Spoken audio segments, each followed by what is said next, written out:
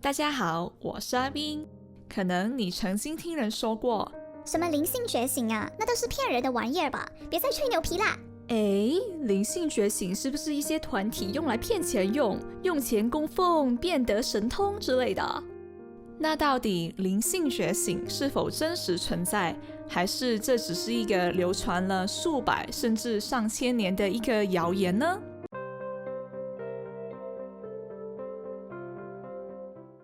我看过的一些探讨灵性的文章或书里面解释说，觉醒这个词描述的是一种纯净跟完美的状态。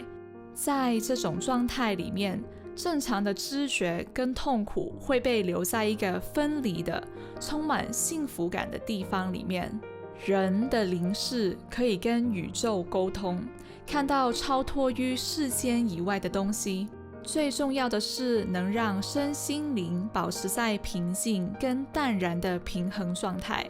我小时候其实十分怀疑灵性觉醒的真实性，因为它听起来就像是一种人造的，基于人类对内心深处的心理需求而被创造出来的一种可以被仰望或追求的理想心理状态。有一些信仰体系、个别的宗教团体会将觉醒定义为只会出现在被神选择的人身上，更加让人觉得，原来普通人是没有办法觉醒的呀。那听起来就更加神秘了。有一些人会拜服在他的神秘之下，觉得要供奉那些信仰体系，让自己可以受到觉醒的人的点化之类的。有一些人就嗤之以鼻，觉得根本就没有灵性觉醒嘛，那个只是让人去相信宗教或神的一个骗局。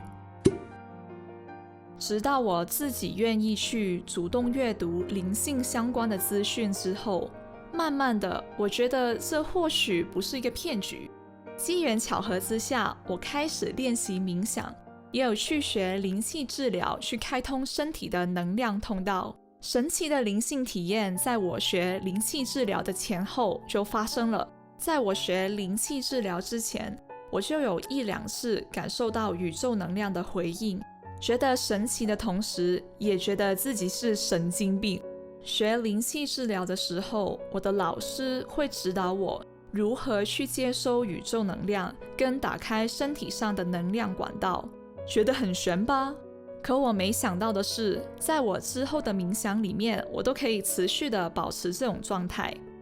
每次冥想入定之后，都会有意识的感受到宇宙跟地球的回应，身体会有一层透透的椭圆球体包裹着，然后我的头顶会感受到能量的流入。第一次稳定的接收到宇宙能量之后，我打开眼睛以后，有一种感觉是我跟原本的那个我有一点点不一样了，是一种灵性提升了一点的感觉。身边也有一些学灵气跟灵修的人，有一些是能够把灵视进入到另外一个世界，一个充满和平跟安全感的世界里面。说实话，我还没有到达这种高度，但也不强求，因为他们会随着我心态的改变自然的发生吧。再通过跟同样在灵修的人沟通，互相知道对方如何改变他们的生活跟心态，灵修的时候有哪些神奇的体验，会让我能够不断的比对各个人的进度跟经历，来验证灵性觉醒的真伪。我在几个月前开始慢慢的相信灵性觉醒是真有其事，不过这可能是要通过医生去反复验证的事情吧。想要认真的告诉大家一句，千万不要太过于追求灵性道路上面所谓的超能力或神通，例如跟无限智慧沟通、开启灵视能力之类的。过于追求这一些神力是会有副作用体现在身体上面的，也是俗称的走火入魔。在灵性的道路上面，要了解自己为什么会走上这条路，保持初心才不会偏离轨道。如果你探索灵性只是为了开第三眼，为了开通能量通道，为了跟灵体接触，你会很容易误入歧途，忘记灵性成长的真谛。所以对于一些团体吹捧大家进去学神通、学本领的，为了吸引更多人入道甚至入教的，但又不会去带领众人去省察学神通并不是修道的最终目的，我是大感不喜的。你们都是一群很有智慧的灵魂们，要对这些灵性的团体有批判的能力。对于一些过于哗众取宠的，实际上学不到任何核心的灵性道理的团体，就不要接触太多了。讲一下最近的一个经历，我听到一个有灵修经验的人说过，如果你生病，不用去看医生吃药，多看高山流水，多做冥想，身体就会自然的康复了。虽然我也相信自然疗法，像灵气治疗之类的，但我个人并不认同有一些人这样的说法。你有急症，当然要去医院看医生。若你没有器质性的疾病，但身体长期处于亚健康的状态，就是没有精神、没有食欲，身上哪里痛之类的，你都可以去看中医或应用其他的自然疗法作为辅助，而不是一味的去大家去学冥想，然后用宇宙能量去治疗身体就好了，这样子。如果你的身边也有人视自然疗法为唯一可取的医疗方式，你可以先听听他们为什么有这样的想法。如果他们过于偏执于自然或能量治疗带来的神奇，可以适度的跟他们解释，对这份神奇应该保持中道，就是不取不舍，不被它所迷惑，但也不去否定它，不排斥它。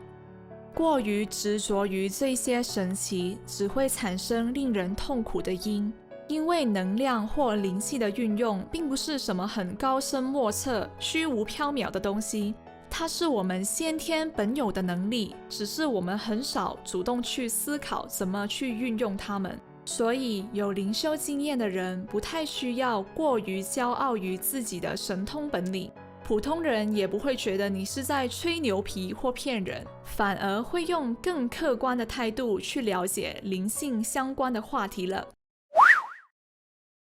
这是我第一次露脸做自我介绍嘿嘿。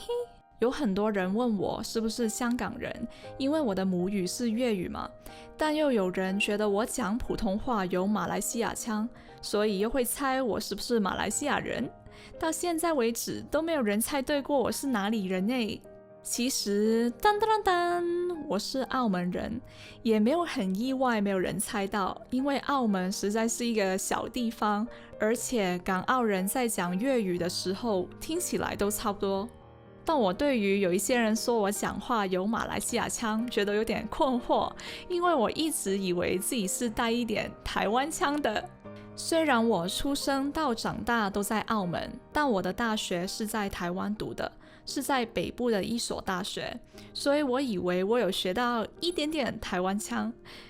随便。我在大学的专业是职能治疗，在台湾毕业之后就回澳门工作了一段时间，然后就去了加拿大读研究所，上一年刚刚毕业。毕业之后我就留在大学当研究员了，而且也在同时准备加拿大的国考。因为我是在台湾读的职能治疗，所以在加拿大考国考是有点复杂的，除了笔试、面试，还有一个电脑作答的小考，还有英文检定，就是雅思。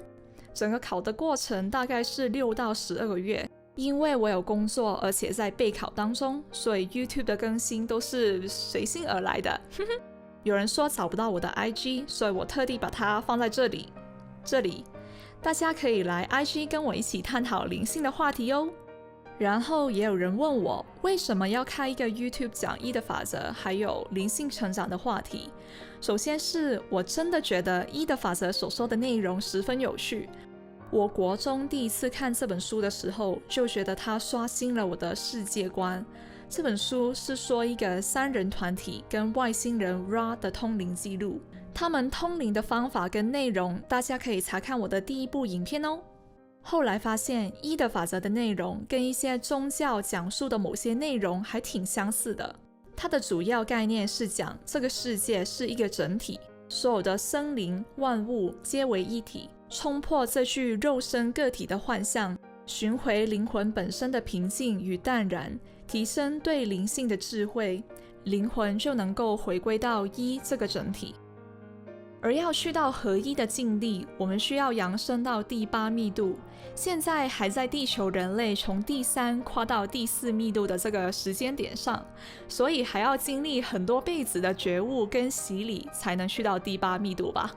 看一的法则的时候，我清楚 Ra 不是神，尽管古埃及人称之为太阳神，他们其实是来自第6密度的灵体，还没有到合一的境界，所以他们说的一些话其实也不全然是这个宇宙的本相。不过他们比我们知道的更多，更有智慧，所以他们所说的话确实有可以学习跟探讨的地方。这本书其实是让我探索灵性的启蒙老师，但真正让我加深探索灵性的引子是我身体上的毛病。我身体上有一个痛症，持续了9年，曾经被人推进医院3次。我很多次痛到快休克的时候，我都在想，人生最后我最想要做的是什么？在那一刻，我的意识会很清楚地告诉我，我最重要的事情到底有哪几样？平常所烦恼的那些工作啊、学习啊，都根本不是事。然后突然有一天，我觉得我要去改变自己的心态跟生活，把烦恼跟压力全部都扔出去。在我生命的宝贵时间里面，我只想要去做那些去世之前觉得还没有完成的要事。还有，我想要知道我活在这个地球上的大目标到底是什么。自然而然，我就去了解更多灵性的东西，调整我平日的心态，把负能量也尽量的去除，也更重视我生命中的每分每秒了。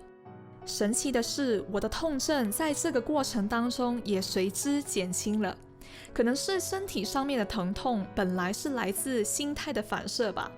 当我重新正视自己的生命之后，病痛也随风轻散了。如果说一的法则是我的启蒙老师，那病痛一定是一个鞭策我成长的老师咯。而且在看影片的你，其实也是我的导师。我每每看到你们的留言，都会让我重新思考一些灵性的概念。